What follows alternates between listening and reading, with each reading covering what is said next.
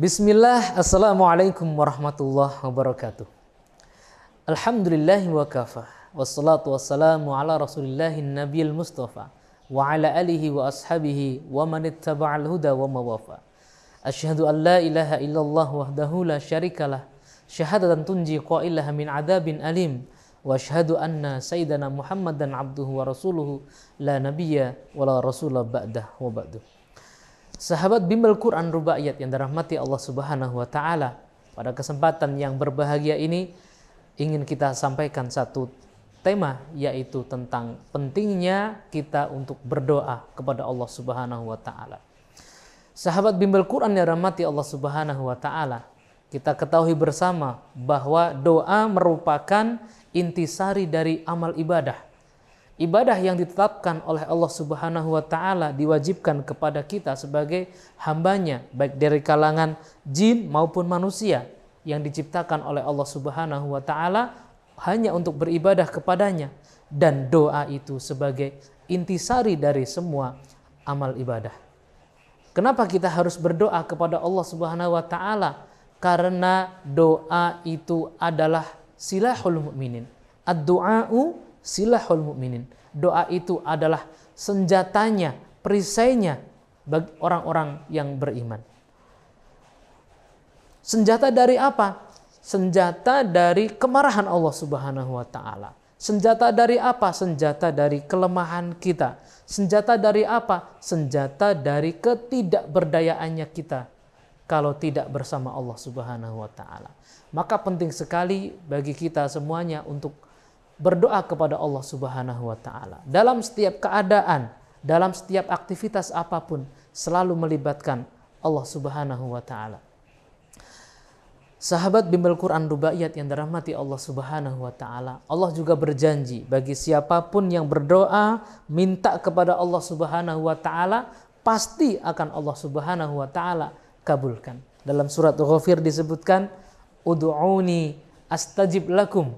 Mintalah, berdoalah kepadaku, maka pasti akan aku kabulkan doa-doa dan harapan kalian semuanya.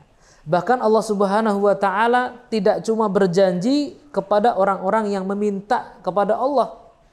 Allah juga bahkan murka, akan marah kepada orang yang tidak melibatkan Allah Subhanahu wa taala. Allah marah kepada orang-orang yang tidak minta kepada Allah Subhanahu wa taala. Karena Allah ini berbeda dengan makhluknya.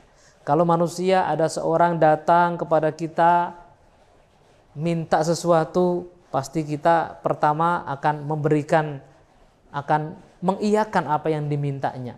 Kemudian datang lagi, kita akan mengiyakan lagi. Datang lagi, kalau orang terus datang kepada kita, kita pasti punya rasa marah kepadanya. Berbeda dengan Allah Subhanahu wa taala. Semakin datang, semakin kita sering datang minta pertolongan kepada Allah Subhanahu wa taala, maka Allah akan semakin suka kepada kita. Lebih-lebih pada bulan suci Ramadan ini, sedangkan kita berpuasa, maka doa-doa kita tidak ditolak oleh Allah Subhanahu wa taala. Dalam hadis Nabi SAW disebutkan, salasatun la turaddu da'watuhum.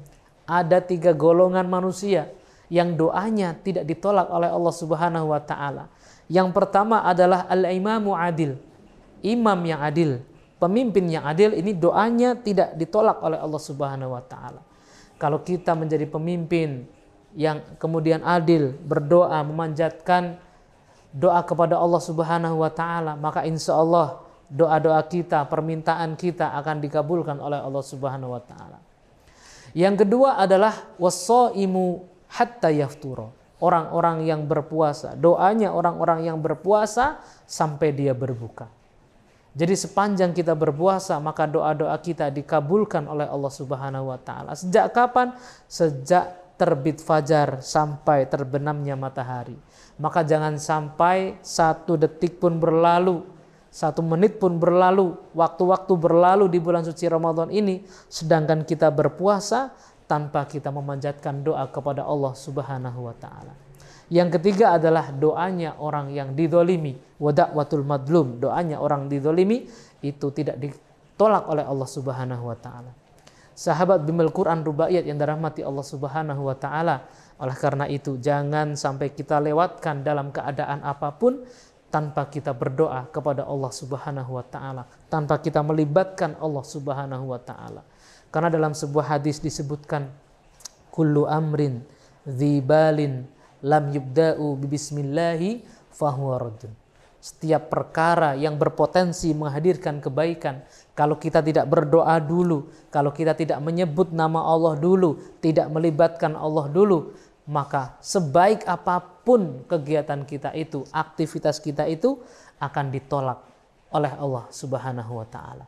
Semoga Allah Subhanahu wa taala mendengarkan doa-doa kita di bulan suci Ramadan ini. Tidak ada hari berlalu tanpa doa-doa kita dikabulkan oleh Allah Subhanahu wa taala. Wallahu a'lam bishawab. Barakallahu fikum. Wassalamualaikum warahmatullahi wabarakatuh.